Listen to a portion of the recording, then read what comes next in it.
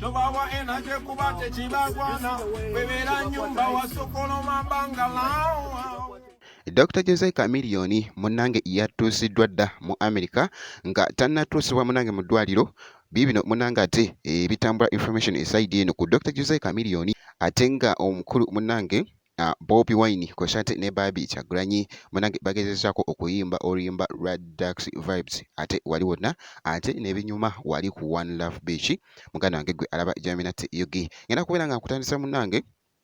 na information eri mu kutambula eya Dr. Jose Chameleone era nga atuusiddwa munange ate wali mu America nga munange nga tannaba kubeera nga atwalibwa mu ddwaliro ate okufuna ate treatment munange asusse wali ate ewa Juliet Zawedde mu maka ge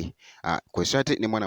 mulenzi Weasel era nga bwe tulaba mu katambi ako akagetinze viral ate wali ku mikutu egy'enjawulo nga kalaga munange wali nga batuuse dda naye nga bakira owedda wali ate nga bali mu kufunamuko ate ku byenkatika muganda wange gwe alaba Jaminat Yugi naye nga bwekiri munange ate bwekitambudde ngenda kubeera nga nkutuusaako byonna ebinaafa ku mwana mulenzi Dr. Jose Chameleone era nga bwe tulaba munange mu katambi ako akagetinze viral ate wali ku mikutu egy'enjawulo ekyayidde eyo nga nvuddeyo nga bwekyekinzeeko ate munange ate ku Jose Chameleone kankutuuseeko munange wali akatambi ka Bobi Wine kw'ossa ate ne Barbie Kyagulanyi naye nga sinaba kubeera nga nkakuwa munange kankutegeezeko era olunaku olwaleero gabadde mazaalibwa ga Eddie Kenzo era nga bolaba munange awo happy birthday to Eddie Kenzo wali munange ate kibadde kitambulira ddala bulungi nnyo kakati esaidi eyo nga nvuddeyo kankutegeezeko munange akatambi akagetinze viral wali ku mukutu ogwa TikTok ye mukulu munange Bobi Wine jjukira nti nno tuli mu kuyingira ate mwaka mupya bo baguyingiddemu ate bali mu guyingiramuko ate wali mu ngeri ndala nnyo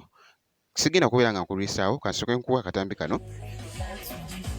Kubile wala tobalinana tobawa enaje kubate chibagwana bebera nyumba wasokolo mambangalawa.